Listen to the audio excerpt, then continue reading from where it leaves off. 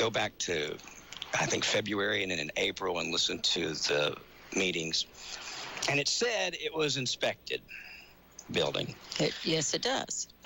It also says in the minutes of the Senior Task Force Committee, it says in the minutes that reviewed by City of Clinton Building Commissioner for Codes Compliance, including ADA accessibility. Somehow, somewhere, all of that stuff did not get, and Curtis wouldn't be the guy to come in and do that anyway, the light switches and the things that we're going to have to fix. But we should have had somebody do that. And so now we're paying for this building. Further, I believe when Mike gave us the average of the utility bills, I think that was factual, but Mike didn't use the whole building all the time. Yeah. So I don't know, so we're having some issue. I don't know if it's an issue or not, but the utilities are going to be more. All right. We as a county, how do we go about doing stuff like this? I think we got a situation where you guys and commission wanted to do the right thing, and we needed to do something. But we ran into this, and now we're not even using that building. They're back in the old building, which we were paying rent on while we were buying the new building. And they can't even have their functions there. They've come down to our church and had one in the Family Life Center. They had to go up Church of God and have one. And, they're being displaced. They can't do what they want to do. I think all of us want what's right for the senior center, but we've kind of got a mess. How are we going to correct it? What are we going to do to correct it? Sure. I heard you in commission, too, by the way. Go through some of we're going to have to put out, ask for proposals or whatever for fixing things. And I do have the inspection report, and a lot of things are very minor. Yes. They're just very minor. Then there's some major things that, like gray water draining directly into the street instead of being tied into the sewer. Where we are is we had the suspected mold issue. Yes. And so we did engage someone to come in and take a look at that. I don't want all the seniors to be alarmed. They weren't, oh my gosh, we've got to come in and rip out the whole building. They were slightly elevated levels, which if you have a sensitivity, you're going to react to that. Sure. And so we got that report. Then we got several estimates from remediation firms to do that cleanup, and commission's already appropriated, I think, up to $12,000, I believe, or maybe it was $12,500. Don't hold me to that number, but it's right in there for remediation. So obviously it's not intensive remediation. Sure. The issues are not in that main room. And so that's why we were able to have some functions in there. But part of the problem why the seniors are not in there now is that they were, for seniors, that one entrance is sloped and not ADA compliant in my opinion. And so Cherie is having, folks that have walkers or wheelchairs are having to go in the side entrance, which is going through areas that do have the elevated levels. So that's why they're over there now, is we couldn't go in and immediately they could use that room, but getting to that room. Getting to the room. Okay. And so we were going to go ahead and do that remediation, but we, in talking to the remediation firms, they said, you really need to make sure that you don't have water infiltration that is causing this, or you're basically going to be burning your money because it's going to come back. Okay. So where we are now is Roger's actually met with someone to look at the roof.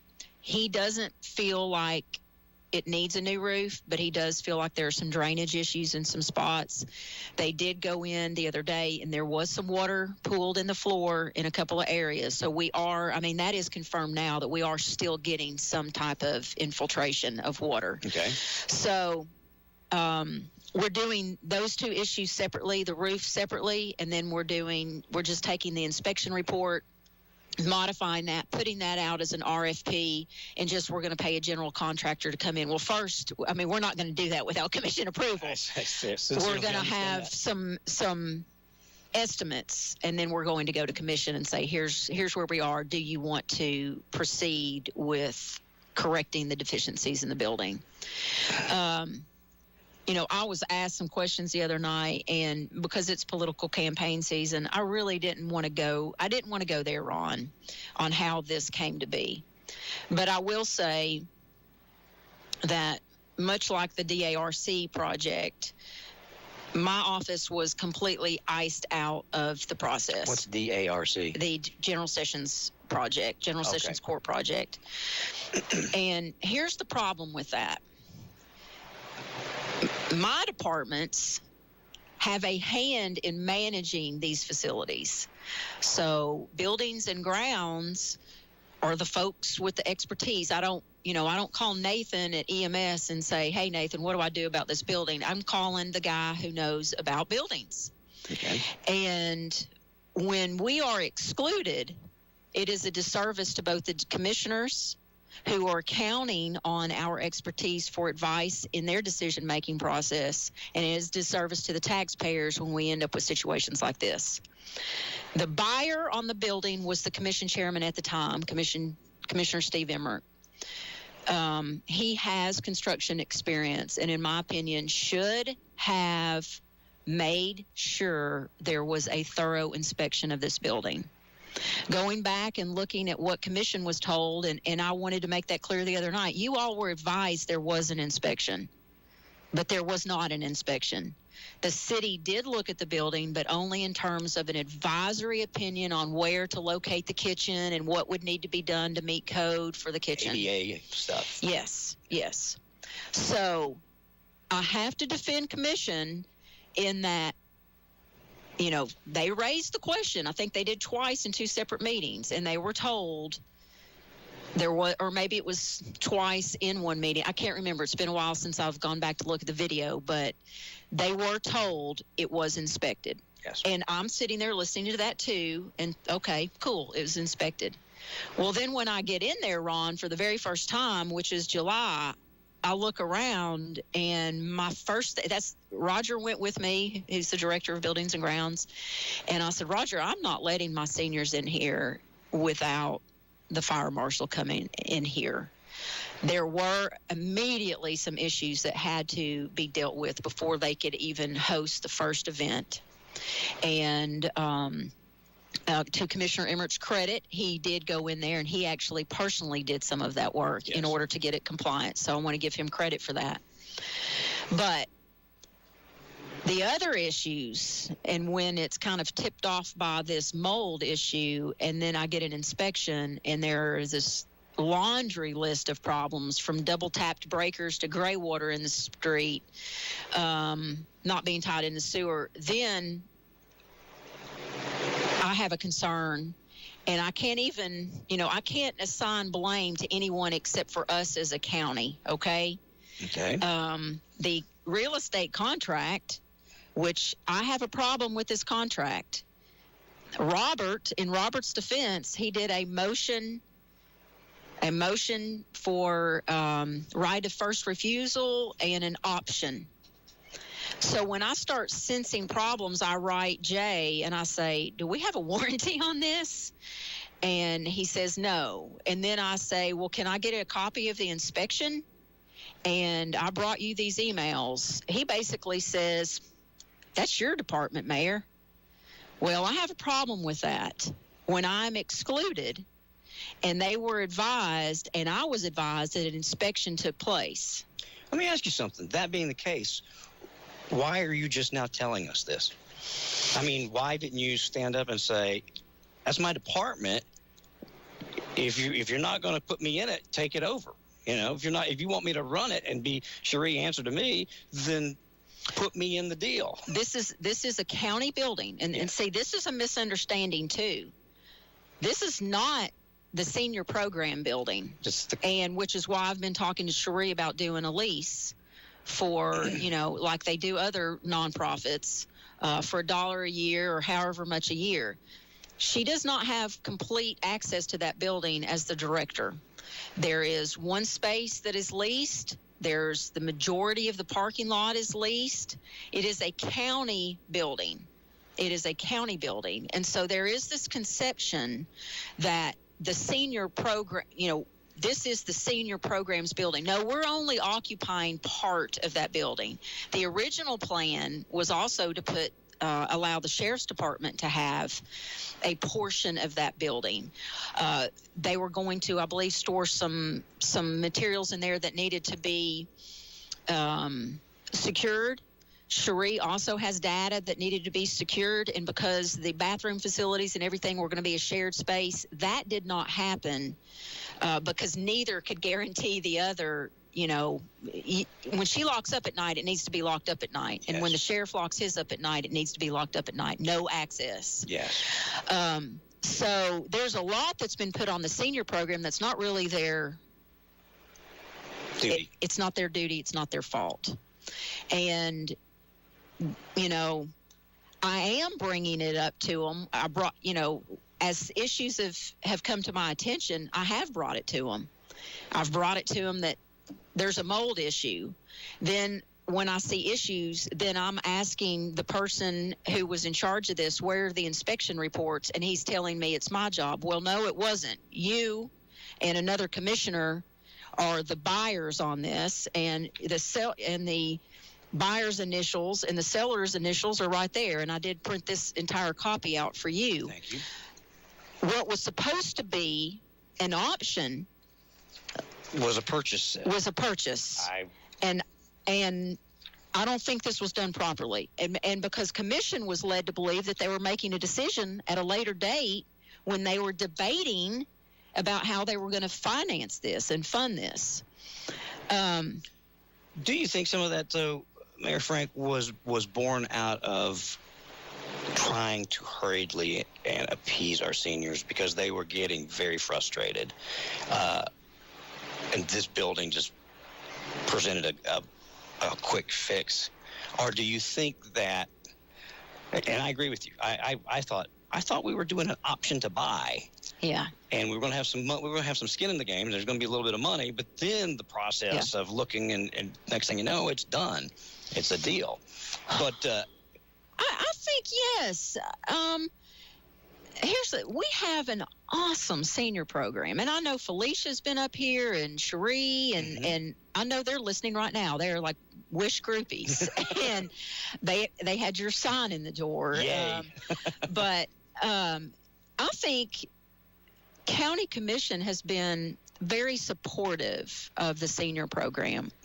And I do believe you're right on the money on that when you're saying that, Ron. I think you had two things going on simultaneously. I was actually looking to get a state appropriation to build a new senior center. And I had actually traveled with Cherie and some of her people, Gail and Joyce, and we had visited a couple of other senior centers. I'd gotten information from Mayor Burchett and Buzz Buswell, and his folks brought pictures and plans and all kinds of stuff. Robert was looking at land, and if you'll recall, he actually went to commission and asked about purchasing some land in Mariners Point. I had actually reached out to some additional funding partners about trying to do something. So I think, as in many things political, sometimes people want to be the hero. And, I think there was a little bit of that going on. And so it was a race to who could solve the problem, who could be loved the most. And the building, when you see it packed full, and you and I judged that talent show, which my face ached from smiling so much. It was fun. They love that facility. Sure. And that room is absolutely awesome. And I'm looking forward to getting it fixed back up. But sometimes as elected leaders, the process needs to slow down to do right by the taxpayers and also by the seniors. Well, and that didn't happen. There was not due diligence. And I've asked back in January 2nd for the closing documents. I want the full closing report, the title, opinion, the survey, everything. Here's that email for you if you want that copy. I've not received that yet. These things are, the details are important, and that's why I told Commission on this, Glen Alpine. I don't care. You can. It's in my lap now, and Chairman Isabel signed it, and he knows it's for solid waste, and I know that he's trusting. He and the commissioners are trusting that I'm going to keep them apprised of the status if there are any issues, and I'm doing that. And if anyone tries to bully me and say we don't need to do that, there were specifications set out in that contract for what we would do, and there are expectations by commission, and I want to make sure we meet that. And part of that process is involving everybody, even if we don't like each other. Okay. And I think that's what has been allowed to, Jerry Creasy has been trying very hard to make sure everybody's talking lately. He's like, I'm taking some comments by a citizen to heart, and I want to make sure you're working with this person and this person's working with you, and everybody's on the same page. Well, it's time. It's sincerely time. Yeah. I'm not going to say I threw Jay under the bus on this, but Jay led the charge to do this. But hindsight, looking at it, I think everybody was charging because the seniors wanted it done, and they were fed up with what they had. Even though you guys, it was a good faith gesture to get them where they were from the first building where they were. It was horrendous. At least this where they're at this moment was functional. But the non-communication, Mayor Frank, is born out of the fight between Jay and yourself. That's just the truth. How does that end? Because we can go all the way back to this information. I'm not accusing anybody. I don't know who didn't give it to who. I don't know if the HR director didn't give it to Jay, or Jay didn't give it to me, or Jay didn't give it to you. I don't know. But all of that is born out of this. And I just frankly would tell you, and Jay needs to hear this too, the people that are talking to Jerry Creasy are talking to me, and they're talking to Tim, and they're talking to Steve, and they're talking to Robert. They want to know why in the world we can't get a simple thing done in the county. You guys, just put on the gloves and settle it. But how do we get past? Can we get past? Is the damage so bad on both ends that you guys can't? Is it irreparable, or can we get it fixed? Because everybody tries to pull everybody on sides too. It's like, that sounds catty, but you're either on my side or you're on their side. And if I work for you, I'm going to be persecuted because he's got more people on his side, or vice versa. This is where commission has to ask questions, Ron. And, I'll give, as an example, the lawsuits. I only have one suit, and it continues to be stated that there's multiple lawsuits and the mayor sued the sheriff. No, the mayor didn't. It was a salary suit against commission, and the state law says that the mayor has to represent commission in their budget.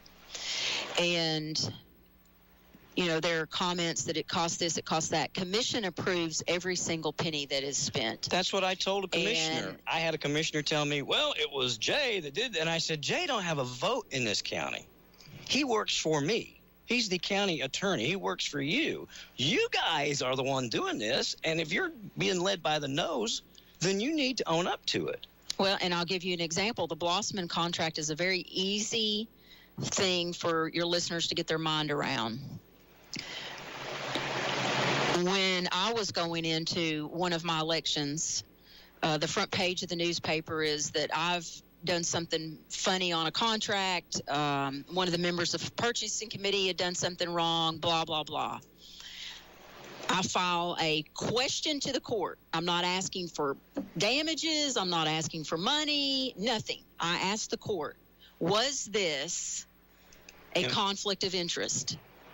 Now, the county commission pays Jay's legal fees on this, okay, to fight me, saying that the mayor and this member of purchasing committee did nothing wrong and there is no conflict of interest.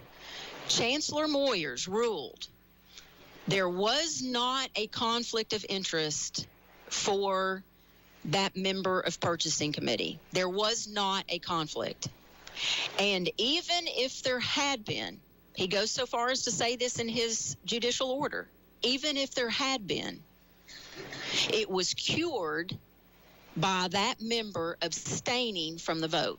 Now, where do I go to get those headlines back? Where does that purchasing committee member go to get what was said about him back?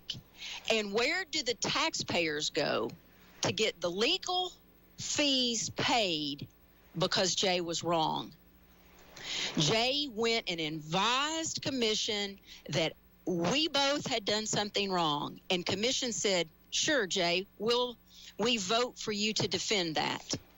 Now, I paid out of my own pocket, Ron. I paid out of my pocket.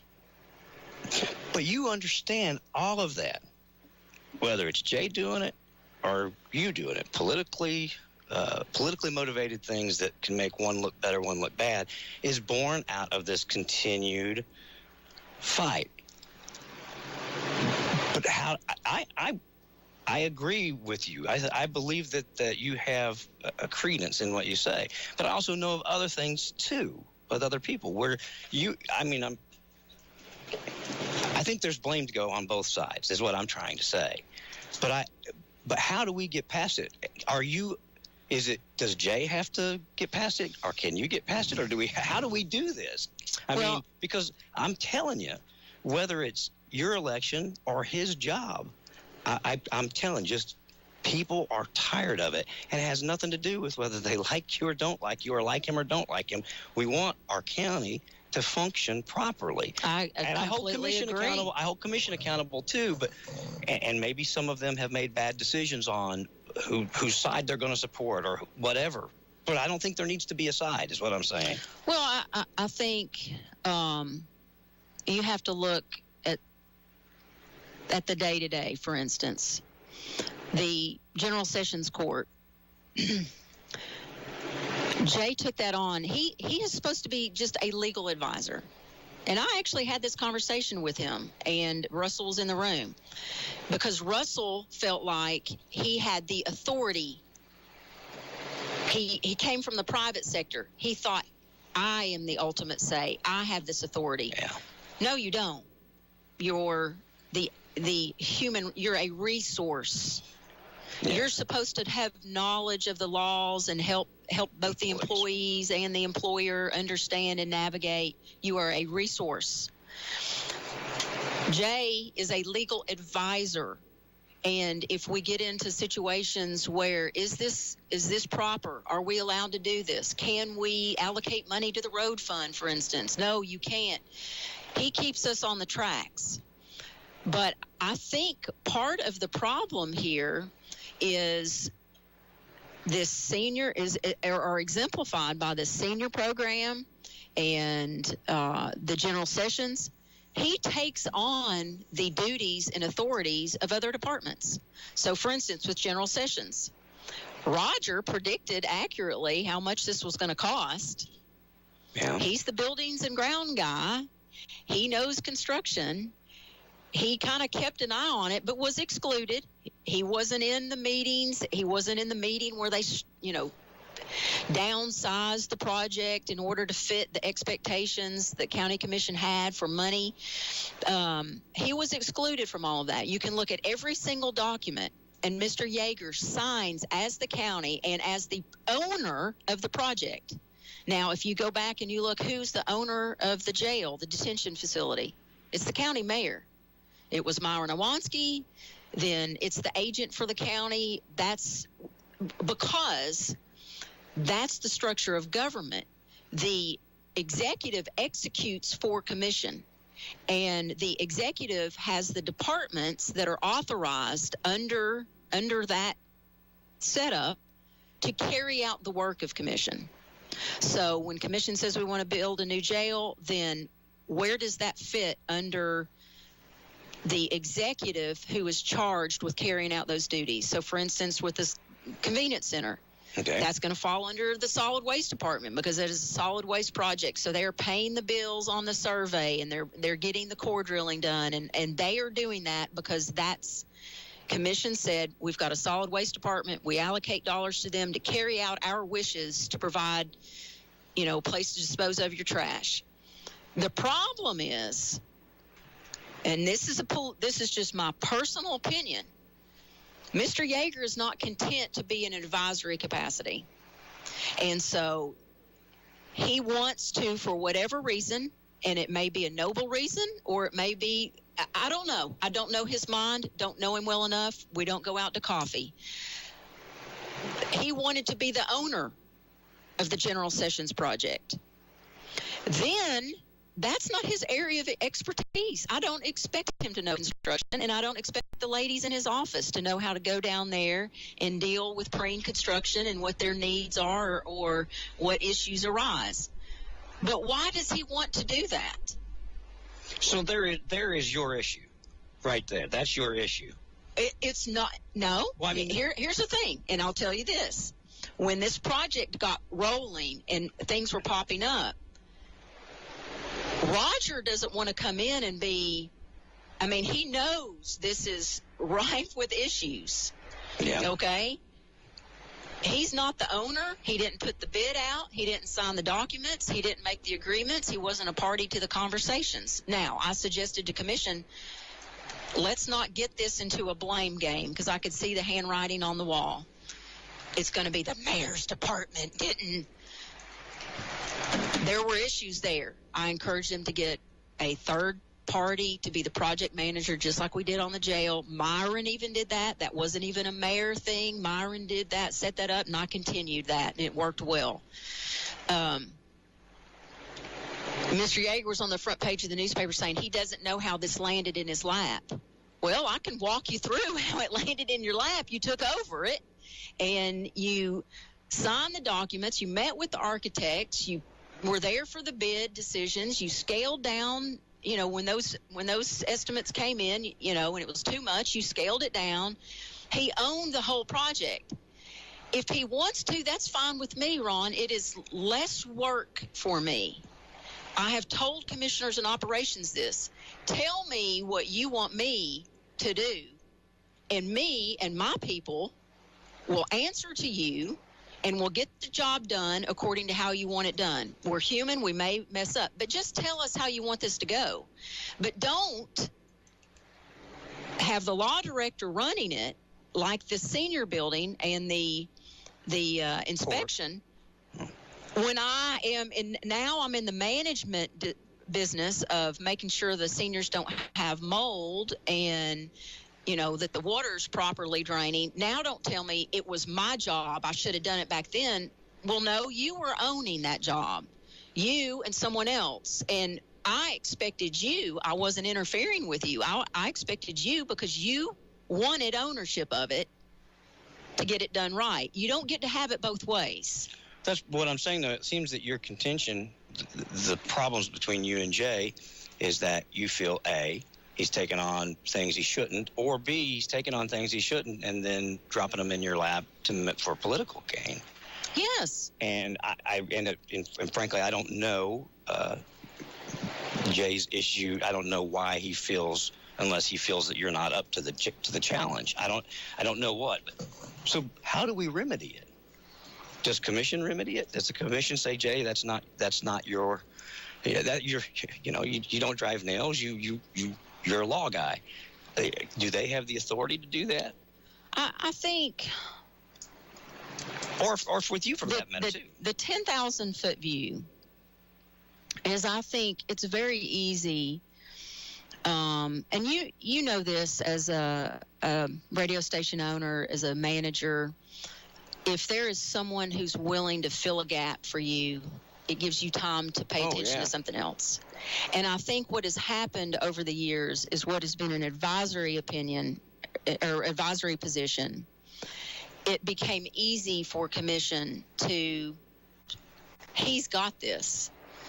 He's got it. And I think it grew and it kind of just started feeding itself.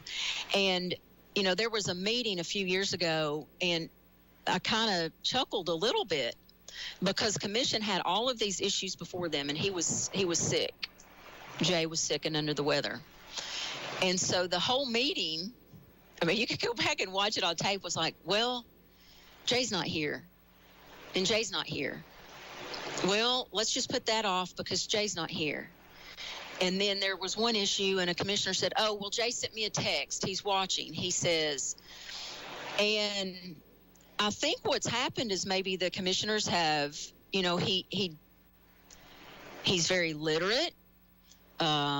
He does, look at everything. And so they have kind of gotten into a habit of just letting him do their thinking for them, which is okay if he's properly carrying things out. But if something, for instance, the construction area not being an area of expertise, if he messes up, then who pays?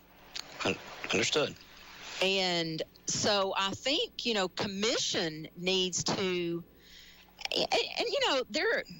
I can't go up there, and you'll notice I don't go up there and give big, lengthy reports and grandstand. I get up and talk about action. If they would ask sometimes, or ask that we want to know, what does this department think? But I think they have just trusted. It's just been a trust, and trust that he's telling us the right thing. That may not always be the right thing for anybody, Ron. There are going to be, that's what the nature of government is. It's all compromise. Yes. Do you think commission they don't have faith in you to seek your opinion? I think that is changing. I think there's been a lot of very nasty politics where people were told, I actually know that employees were warned, oh, she's coming. She's going to get here. She's going to destroy Anderson County. And employees were warned about that. And all I did was work and do my work on a day-to-day basis, and I'm a believer that the truth always wins out, and they're going to find out about me.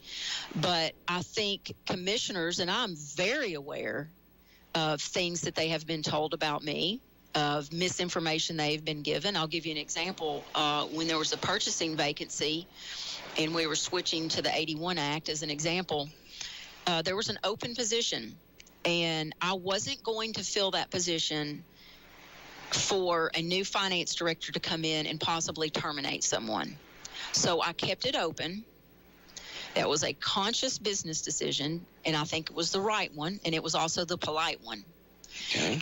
However, Hazel Gibson, who was in that position at the time, was overwhelmed, and so she comes to me one day, and actually I went down to her office, and she started crying and saying, or teared up. She wasn't crying, but she teared up, and she was like, "Mayor, I'm just overwhelmed. I don't know. I can't." And I said, "Look, I know a friend. She's worked for lawyers. I can bring her in. She can work a couple days a week and help you do the contract review stuff." I saw with my own eyes, a commissioner showed it to me but didn't forward it because he didn't want evidence that he had forwarded it to me. It said that I had hired this person, that I violated hiring laws, I circumvented the process and circumvented HR, all these accusations. So I don't blame commission for thinking that you done that I did it, but I didn't. This person only worked a few days and was already on the part-time for fill-in here or there, and I had no intention of hiring this person. So when things like that happen, it makes it very difficult for me to govern and have a relationship with them. Now, what's changed about that, and why I think things are changing and why things have quieted down a lot, is every time there is a project, it is an opportunity. So every issue, whether it's a senior center or an animal shelter, and Robin Vlosky's a great example of this, she outright hated me, except it came to there was a problem.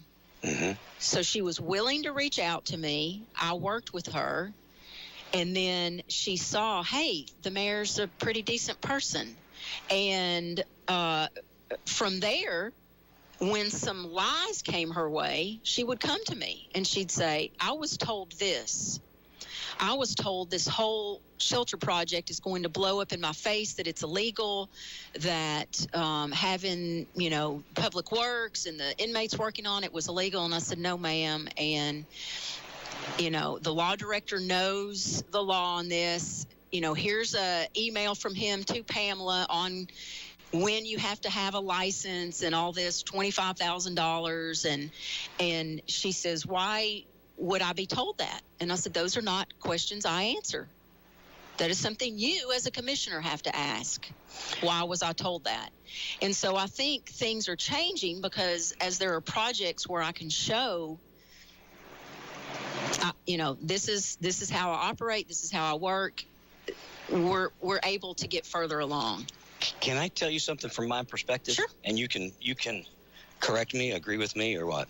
Since you brought up filling that position, our road superintendent was a supporter of yours. Uh-huh. But you guys are at odds right now because he didn't support your choice for that. At least that's a perception that's out there. I don't have any issues with Mr. Long, and I think I don't know where that comes. I actually have my theory. I have a theory that a good friend of his is likes to try to drive a wedge, but my actions with Mr. Long are very consistent. When I have people call with issues or a complaint, I don't send people up to commission to get in front of the camera. I actually reach out to him. Well, I just say because he's the least controversial, out there. Yeah. And I believe he has that perception that you're politically against him because he chose. I'm not politically against Gary at all. I mean, maybe I said that wrong, but yeah. that there has been a wedge, and there's a lot of issues like that out there, and I don't know if you're aware of them or if you're not aware of them or if people are bringing them to you, but it shapes a lot of perception that we as a public have. It's like, why in the world would you pick a fight with Gary? And Gary doesn't, and you're saying you didn't. No, Okay. I don't. I do not have any issues with Gary. Okay. And I didn't. here's something, and you can talk to people in the courthouse about this. I work in my office, and I stay to myself, and I stay out of. There is the nature of government is just a mecca of gossip and rumors, and so I'm, I go home. I only live a couple miles away. I eat lunch. I'm not in all of that. So maybe in many ways it's a disservice to me because I'm not in the pipeline. If I don't hear it, I don't know how to respond to it. So there is a lot too that, you take with a grain of salt. I'm like, yeah, that's just a rumor, or that's an ugly rumor. Maybe I need to do more, Ron. I mean, I'll take your. Well, I don't know. I'm telling you just from a perspective and talking to people, and I'm friends with everybody involved in this. I don't think I've made any enemies yet because I try to be very, very fair, and I try to keep my personal views to myself, but. I'll go back to it again. Both for you and for Jay, there is a perception that you guys, to wage this fight that you have, that everything's fair game to win. Even to the fact that I referenced Gary, and I think, in all honesty, Gary's probably one of the greatest examples of how a department and government should work. He gets stuff done, and he works hard. But there's that perception out there that, because he went against you, now he's on and there's other examples. I mean, too. I had my choice first of all, I controlled nothing in that process. Sure. I think the switch to the 81 Act was just completely politically motivated, and I don't think it was with the best intentions. And the guy who wrote the law said it can work if it is for the right reasons. And as the 81 was implemented, I totally took a step back. And, citizens may not know this, but how much further could we get along if you could work with the mayor? They removed me from budget committee. They have the opportunity to put me on, make me a part of some of this, and they chose not to. And I don't blame all the commissioners. I think it was one commissioner driven. And but I still go to all the meetings. And I've come, I still go in the finance office. I think Natalie's doing a good job. I think she had a learning curve. And I think she would admit that herself. She had a learning curve in regard to government. She came from the private sector, and private sector is a different animal than the government sector. And so her learning curve was not finance. She is her documentation and everything is excellent. She's a CPA. She's like a policy person, and I've actually been kind of excited because I'm a policy nerd myself, and I see her able to do things that I only wished I could do. So my reason for not choosing her was not that it was about her or it was about Gary Long or, anybody else on that committee. It was there was a candidate who was sitting in front of us who had run Putnam County government for many years, who, in fact, is a big Democrat, comes from a Democrat family. That candidate was who was the senator that was shot down in by the crazy Steve Scalise or down in Cookeville. Oh, okay. His wife Burks, Okay. Tommy Burks, and then his wife became a senator. These folks are connected to them, so it's not like I wanted some, I wanted my person. I didn't know. I just was strictly interviewing the qualified candidates. She had operated under an 81, so it wasn't a personal choice. It wasn't a personal choice. And Okay. so that could have been fueled by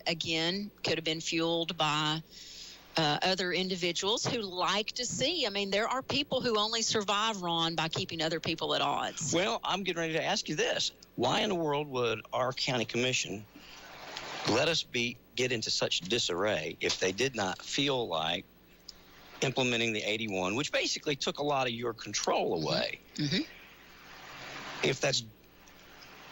If they did that just for politics, we fight about everything now.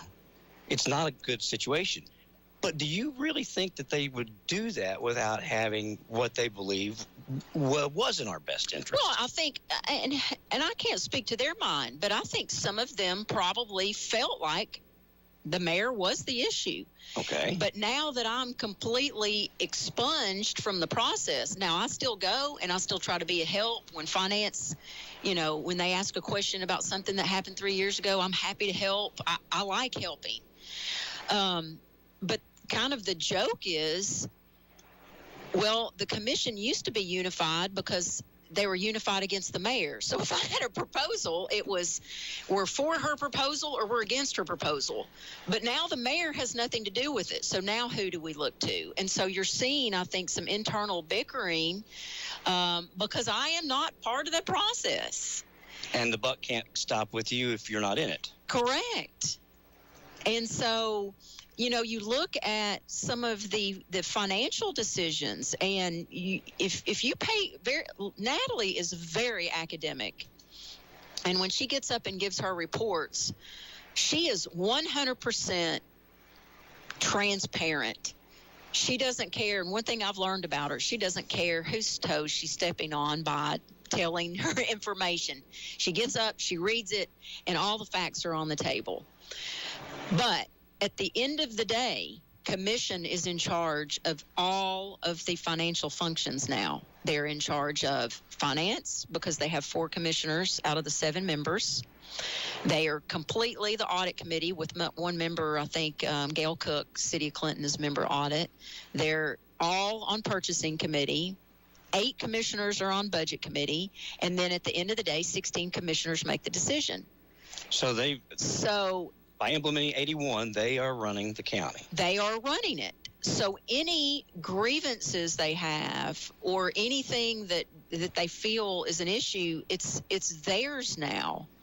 And I think, part of, if you look at, I'm also, I don't like the word, but I'm also a politician. I mean, I have to run for office. And Yes. if I look at this politically, I think that's why some of the issues you're seeing, or they want to focus on the legacy issues. So EMS is a disaster. The mayor doesn't know how to run the program.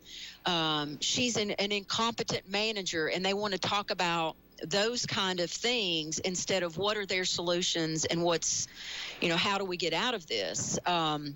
The audit that took place on EMS, I mean, when they said they were doing that, Nathan and I were like, whoo, we're doing the wave. Come Happy on, to bring get it. an audit. We're finally able, you all will see, these things that we've been telling you. And that is one of the things the auditors said at the meeting the other night. They said, first of all, we want you to know that your director, the information he has been giving you is accurate. And we can't say that for every department that we audit. Many times we find they're giving the governance board incorrect information. And, I just felt so good about that, and so I think the political atmosphere is that's the mayor's person, therefore they are not to be believed. And I hope that we don't have to have an audit of every single issue. But how did we get there? Ron, now I have to say that this is legacy Anderson County, because I can go back to Scott Manning. Yeah. And I'll tell you, about a year and a half ago, I got that file and I read every single page. And my head was spinning. It was exactly like everything with David Crowley. It was the commission secretary mining the data, same kind of far-fetched allegations. One of them was that Scott Manning drove by someone's house, and then I'm reading in the court documents that Greg Isaacs took the jury out into the parking lot. They had Scott Manning's car drive by, and it has tinted windows, and they asked the jurors, could you identify who was in the driver's seat? They said no. And, it was a 100% acquittal. But who paid the price? We did. Scott Manning did not pay. I mean, Scott Manning had to pay his own defense. True. But the county taxpayers paid for the accusations. And you look at David Crowley's case, and I'll give you an example. If Jay Yeager had felt like David Crowley was improperly inspecting without certification, were there other avenues to solve the problem? Getting certified. He could have easily gone and filed an injunction in Chancery Court. And in 5 days, the chancellor could have said, David, don't inspect again. He could have said, Mayor, he's done this. We're going to get an opinion from the state fire marshal. But he didn't do that.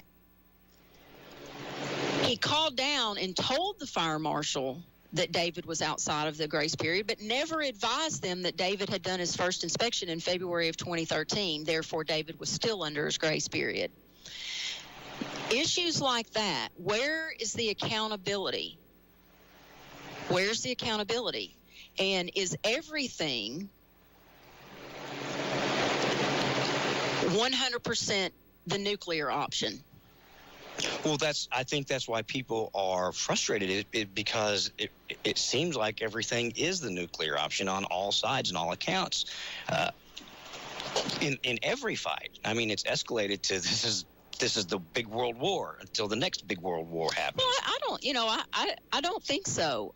I think the issue is I probably am one of the few people that says, no, I'm drawing the line in the sand, and you're not going to take me down over a lie. And so if defending myself on behalf of, my campaign promises or what is the truth is the nuclear option, then it is. But I don't think that's what's happening. I mean, you could look at the senior center thing. I could have come out and made a big grandstand. I've tried to actually be very... I haven't finger pointed. I've said this is how it is. This is what we've discovered. I've, managed it internally. Do I have my own personal opinions about it? Yes. Yeah, I do. But I haven't done a sandbag everybody at a commission meeting and come up and give a report and, so-and-so and so-and-so. I manage the situation as it is. And the only solution would be for me to just be completely silent, Ron, at that point. And okay, but I would feel like a lot of the things that you've said here today, maybe if you did say them in commission in defense of some of these decisions or something, might be helpful to people, to commissioners or what have you. I'll ask you this real quick. I don't want to spend a lot of time. Does David have all his certifications now? He does not. Okay. But he's not required to, Ron. Here's the thing. We have, and I guess I could bring up to you and do this analysis. When I came into that department, I cut out 3 positions. Okay. And saved a lot of money and outsourced. Planning was outsourced. We went to the East Tennessee Development District. We're paying approximately $13,000 a year instead of, $30,000 plus benefits and retirement and all of that. On behalf of the taxpayer, I think those are good economic decisions. And also, I was aware when I came in, their personnel files were this thick where they were all fighting because there was nothing to do. And so they're all shooting at each other. So I think from a management personnel standpoint, it was the right decision. Wouldn't it just make more sense for him to get the certification and be done with it, and that would stop everything? No more questions about it? Well, he is certified. He can do almost everything that is required in our department. We only outsource for where he is not certified, and it has saved $30,000 or $40,000 a year in paying an employee and those health benefits. So going forward, do I want somebody? Yes. If I'm there and I know he doesn't have any intention of staying there, I intend to bring somebody in that is fully certified. But it needs to be noted that I have gotten a lot of grief about that when the former building inspector was not fully certified. And she had not been certified and was actually given a cease and desist order by the state. And she had a deadline of September 1, 2012 to become fully certified. For the very first time under my administration in a very long time, we were properly conducting all of the inspections in terms of having certified people with mechanical, plumbing, and residential, commercial, the building inspector credentials, the sweep of them. We were taken off notice by the state because we did not have somebody who was mechanically certified.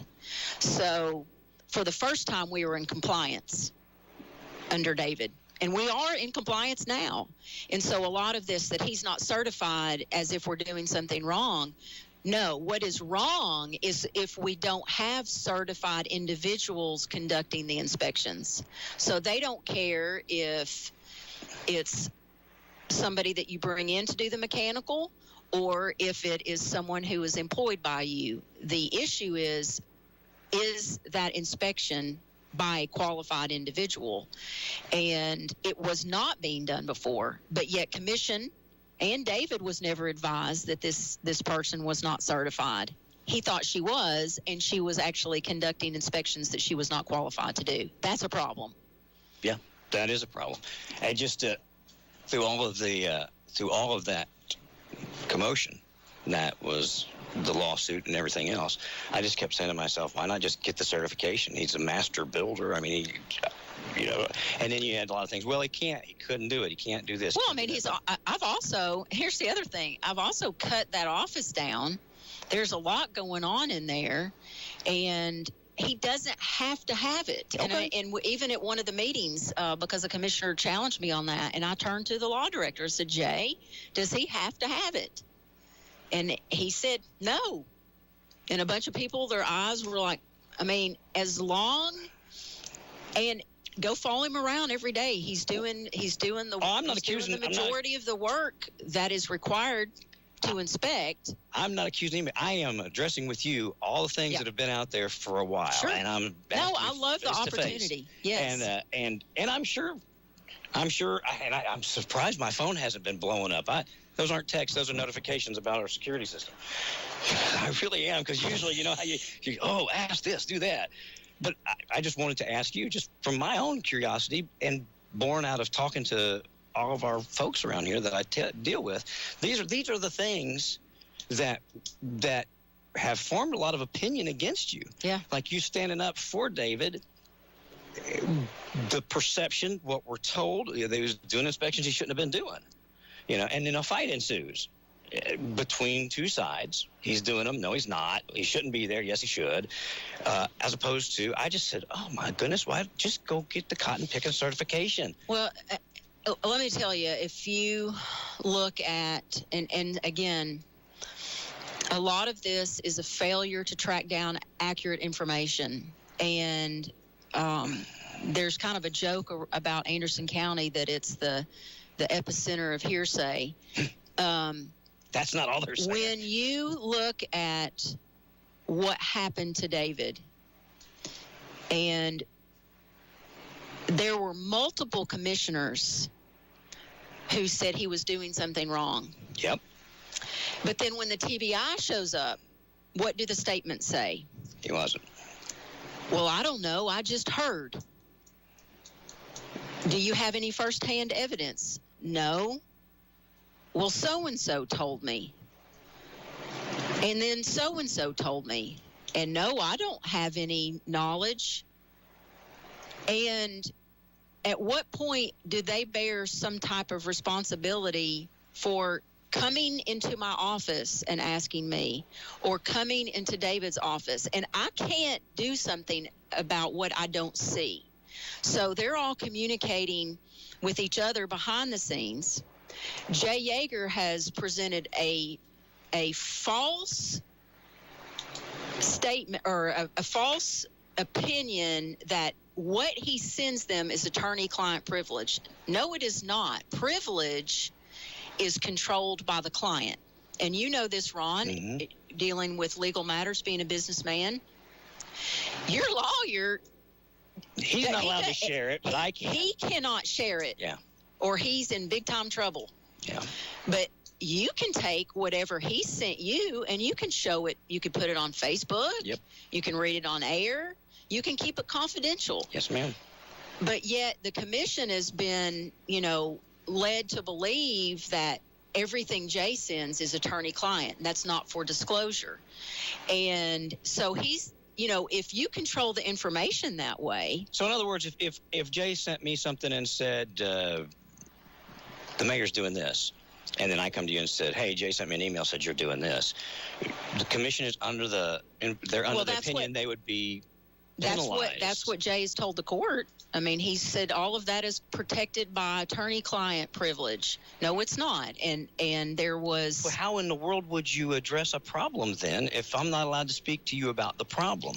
Well, I mean, some commissioners, they just are like, whatever they feel it's open, they share it. But why am I not, and I've said this to commission, why not just include me? I am an ex officio member of the board. If you're going to have a conversation and you're sending it to 16 commissioners, why not add me to it? Why not add me to that list? And see, that is up to them to do that, Ron. Okay. I can ask Jay to send it to me all day, but he is employed by them, and they need to say, Jay, we want her included in the correspondence. And if he doesn't want to, then they need Annette. You're the commission secretary. Make sure the mayor is included in all of this correspondence. It's about public business. And if you have something to say about me, I mean, I know that there is at least one commissioner that was real time investigating, being a participant in investigating David on the inspections. And this was before it was put out to county commission in January of 2014, my election year, is when the attack came on David. And I didn't realize this until later. So David goes through his trial. We're going through all that process. And all of a sudden I remember I run across this email and it says, it's from one of the commissioners, and it says, what did you find at Buffalo Road and some other road?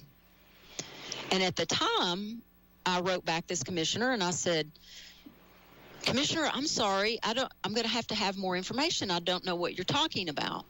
And that commissioner writes back and says, oh, I was thinking about potential Glen Alpine relocation properties or whatever. And I said, oh, okay, well, no, I don't have any information on those. Then, fast forward through David's process, and I had Richard do an audit. And you have to understand, I had Richard. He didn't talk to anybody. He locked himself in an office, and we had to be open to the possibility that someone under my umbrella did something wrong. So he did an independent look at all of the permits and inspections. Two of the ones, through this process and through all this documentation, two of the ones that I guess Jay had been looking at were the Buffalo Road and this other property mentioned by the commissioner. And so going and putting the timeline together and seeing what was happening, that means Jay was letting them know. And they should be very worried about that, Ron, because basically he's leading them to believe that he's doing his duty. But what he's really doing is covering for himself so that he is not out there on a limb on his own, unauthorized, doing an investigation of David Crowley. And so by partnering with the commissioners and telling them, hey, here's what I'm finding here, here's what I'm finding there, he's trying to protect himself. And the commissioners are thinking, we're doing the right thing. We're looking into what's wrong. Well, if you're going to do that, you're supposed to act as a body, and you need a vote. And you need to be given that concern, or that presentation needs to be made to you. And if there's any potential liability for the county, then you could go into an executive session and address that. But dealing all this one-on-one, and that's what kind of worries me about this case with William. What's been happening with the one-on-one? Well, all of this lays at the feet of county commission, whether they want it or whether they don't, whether it's Jay or whether it's not. Those guys signed up for this job, and I've told a number of them when things happen that seem questionable or that I think is a bad decision. Yeah. They're the ones making the decision. And I can't tell you how many of them have laid blame somewhere else. And I said, that's not going to fly. I don't care who told you that. Yeah. If you're going to spend our money, you have a fiduciary duty. If it's a company and you're the board, you have a fiduciary duty to make sure that you're allocating that money up to an appropriate cause. Yeah. And I don't think they should take any one person, not yours, not mine, not Jay's, without. Absolutely. I should be, and you're part of the press with Ask Your Neighbor. That is the beauty of the Fourth Estate, the media. And you're there to fact check all of us. And, I don't want, we're talking about a lot of really contentious things today, but there are a lot of good things happening. And I think the only negatives are, if we work together more, what more could we do? You look at some of the accomplishments and you can point to those. And something I think is very fascinating is on the Glen Alpine issue, I said, why don't we do a joint meeting with Clinton? And so the Solid Waste Board, brought it up at their board. They thought it was a great idea. Talked to commission about it. They named some commissioners. City council was very responsive, and the city manager. We had a joint meeting. It was great. And you got it done. You're going to get to moving. And one of the city council members said, And they kind of were after us. There was a little bit of grievances aired, and that's good. That's what we're supposed to do around a work table. But they said, this is the first time we can ever recall that the city and county have ever had a workshop together. So, I mean, even something like that, as small as that is an accomplishment. But I think there needs to be less politics and more how, again, this is what I've told them. You want somebody else to do this? Just tell me so I'm not in the way. Well, if you are reelected, can you say here on the radio that you will try and make your decisions not out of politics? And I'm not accusing you. And I would ask the same, and I will if they'll come, of all of our commissions.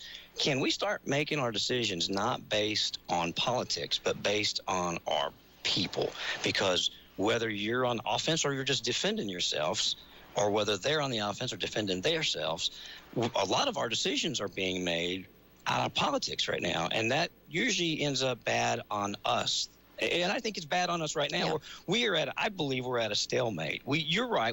I think the senior center, I think that's an accomplishment. Yes, there's some things need to be fixed in it. You've addressed it. We're fixing it. Moving forward, they're going to have their facility. That's a good thing. So, yeah, you guys have gotten some things done. But there's always that undercurrent that you're fighting about it. And then all of a sudden now, it's broken. Well, Jay, he rushed in. Oh, no, it's the mayor. She did. And who's suffering? The seniors are suffering because they don't have a building. Mm-hmm. So can you say that going forward, and everybody, going forward, we can do this without all the undertones of politics? I would love to do that, Ron. You can't divorce elected office from politics. No, but you can. There's going to be times where, from a policy standpoint or a fiscal management standpoint, I'm going to disagree with some of the commissioners, and some of the commissioners are going to disagree with each other. But disagreement, our commissioners shouldn't worry about. And people have said this. They feel like sometimes if they're not on your side, then you feel like they are against you. So disagreeing with you on one subject equals, I hate Terry, I'm never going to agree with her. And I know commissioners that they don't want to get in that fight. They don't want to be, labeled as they don't agree with you on anything. But that is a real, and even in the that's been told to us in the general public. If you be careful, because if you disagree on one thing, she's going to come after you forever. Well, that's not true. There's plenty of examples. If you look at how I even respond on commission, there's some times that I would like to speak my mind. And my policy is to never try and burn a bridge, because their vote against me today, I may need their vote as I'm trying to accomplish this tomorrow. And I think there are plenty of examples of that. And there are a lot of commissioners that know this. I work with quite a few of them behind the scenes, Ron, and it has to be almost, and I joke that it's like an extramarital affair. Because if they're caught, then they're going to be ostracized from the clique. Exactly. And I think that's the disservice. I don't hold that opinion. It takes 9 votes to get anything done. And there are lots of accomplishments where, if you had a little zoom-in camera on me and some of the commissioners, there's some things that have passed, and I look at them, and I'm smiling because we worked on it together. But I can't stand up there and go, yes, because I know that next month I want to try to accomplish X, Y, Z. And that's the bad part. Yeah. Is that I have to work behind the scenes on many of these issues to get it done. But I operate within the environment that I'm in, and that is reality. Well, I want that environment to change on all parts, and I think Anderson County wants that environment to change. And whether you are our next county mayor or Steve is our next county mayor, I really believe that it needs to change so that we can, and I'm not laying all the blame on commission. I'm not laying all the blame on Jay. I'm not laying all the blame on you. I think, again, in this, there's blame to go around. Well, you got to look at, and you've heard commissioners on here say, I was a darling until I worked with Mayor Frank, and then I became the GOAT. And that's not fair. I agree. And they're the chair, a commission chairman, for instance, has to get the work done. And that might mean sitting in a chair in my office. And then, part of this is we saw him go into her office. And she's voted in by the people. It doesn't mean that our brains are melded and we agree to everything. I mean, I think Robert McCamey is the best example of this. He is a lifelong Democrat. I'm a Republican, have chaired the party and everything else. But we work together on the seniors, and we love the animals. And, he's and that's why Robert's not chairman anymore. And that's right. That's the truth. And, poor Tim Isabel, if he has to call me too many times on stuff where we're going to be required to work together, I'm sure the target will be on him. And I think we need to get past that. It's not her or us. It's all of us. And that's why 2 or 3 years ago, I asked to sit with them. You know that you've got the reputation of chairing that. It's you're on my side or not. That's what's out there perpetuated. And in some of these fights are being used to prove it. The fight for David and But David was an innocent man. And I brought you a copy of the judicial ruling. I know. And when you get outside of our pond and you put it in federal court, and the truth is eventually going to get out. But I'm just saying, things like that are used as fodder on one side or the other. We just need to be about the county business. Amen. I agree. Well, there you go. See, we agree on something. Well, I mean, I think Rick Meredith's another great example. Mark Alderson. There are things that he doesn't agree with me on, but he loves he's been a lifelong paramedic in EMS, and we work together on that. Because he voted, I mean, here's the thing. If there were any truth to, if you vote against Mayor Frank, she'll never forgive you, then most of the stuff that we have done would not have been accomplished. Okay. That's fair and reasonable. I mean, and a lot of people voted against what was actually a very personal and targeted attack on me, which was the termination of Richard Burroughs. And they called him out by name. I don't think that was legal. They weren't. I mean, I was at every single budget meeting. I mean, I think there was one where I was out of town, one I had to leave early. Through the whole budget process, no one ever said, Mayor Frank, we need you to find $50,000 out of your departments. They architected an attack at the last minute at the final passage of the budget to do away with Richard. And if I was the kind of person who said, I'll never work with you again because some of my friends voted against me on that. And I'm a big girl, and it's a political pond, and you walk out and you lick your wounds, and then you go back to work another day because you're working for the people of the county. Richard was a lightning rod, though. I don't know him personally. I'll tell you from a layman's perspective, I feel like sometimes that I think he was just too over the top.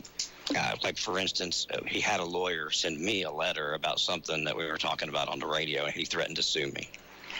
That did not set well with him acting. It was him by himself. But the first thing I think is, like, what in the heck is the mayor's assistant, who says he don't listen, by the way, in the letter, having Mr. Ward send me threatening litigation to me? Because, in fact, it's the first time I've said it on the radio, because I wasn't going to make an issue out of it, because I knew I hadn't done anything wrong, and I knew what I said was accurate. He just didn't like it.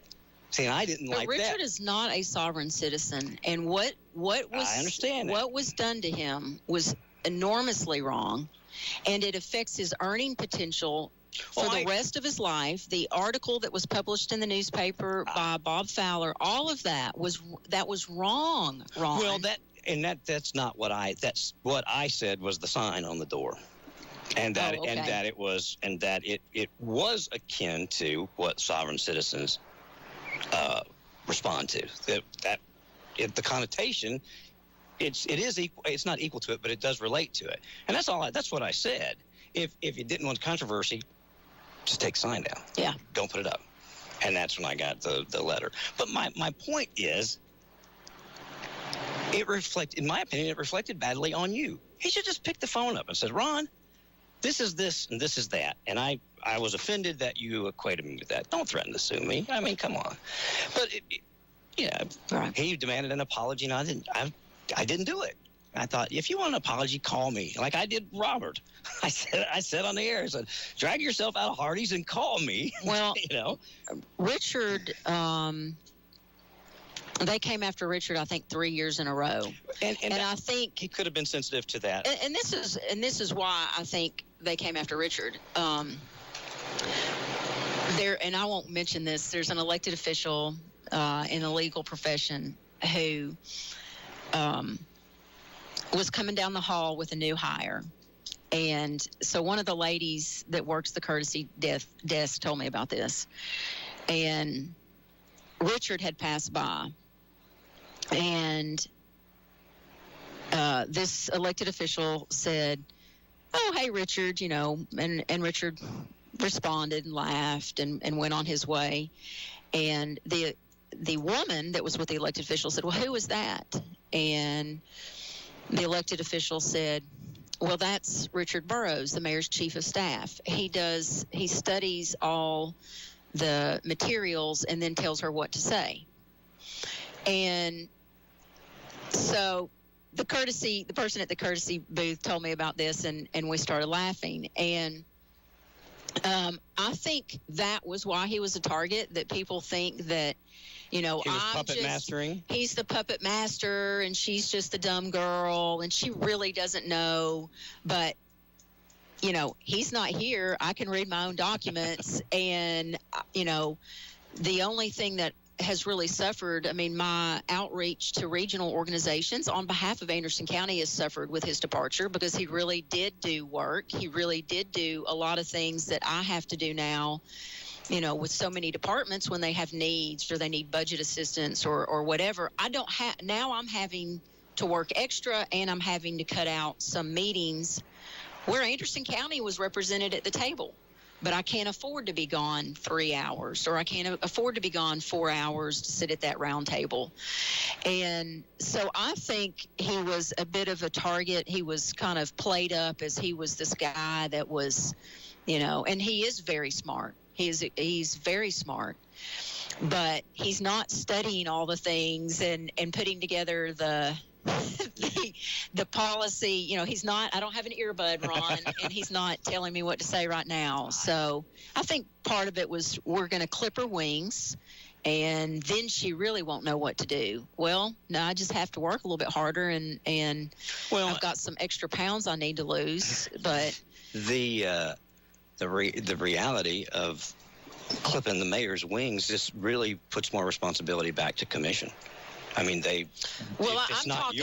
talking about some of the day-to-day stuff. And here's the thing with the 81 Act. It's actually created more meetings and more work. And you can talk to the people in the finance office. Now there's more stuff that you have to do that we didn't have to do before. So it has actually increased the number of meetings. So everything we've talked about are things that are happened in the past, or with Williams stuff. It's happening as we go. But going forward, how do we fix the problems that we have enough to get the work done? You know what I think would be a magic bullet? What? Putting T. Frank at andersontn.org on all commission correspondence. Okay. And I'm telling you, it would work miracles. And to be included. Not for me to be nosy, but if there's any misinformation or if there's data that's missing, I can say, and I don't want to run everything, and I have said this many times, my people know this, Just tell us what to do. Where do you want us involved? Can you not ask that in open commission and let them tell you? I have asked that. And I've also asked for a seat at the table because I'm a big believer. It's like why work sessions. And if you'll look at the things where we've accomplished something, it's been with task forces. It's been in work sessions where people sit on an equal footing around a table next to each other. No one's up or down. And I mean, that's just human nature. And, you know, there's no seat for the mayor. I've had numerous other counties go, how come there's no seat for the mayor? Well, it's not just about Mayor Frank. There's not been seats for the mayor, prior mayors. And I think for commission and the mayor to work better together, there has to be a seat at the table. Just simple. I can't find an argument in that. You know, if I could play devil's advocate, I would play devil's. I would even. I mean, it would appear to me that it would also spread the blame out should there be a mistake made. Yeah. Well, you were at the table, Mayor. You knew that. You were included on the email. As it is right now, I mean, I can just, you know, hey, you all did this. I didn't do it. But that's not a service to the taxpayers. Well, I heard you say in the last meeting, I wasn't part of this with the senior center. You know, you guys cut me out, is I think what it was your exact words, and nobody disagreed with that. Well, I think we've covered everything that I had to cover, and like many power. Well, you know what? I don't think that we've ever had the opportunity. I mean, you've been up here before with Robert, but we've never really had the opportunity. And what's going on with William, I think, is drastically important that we find out everything we can with an election pending.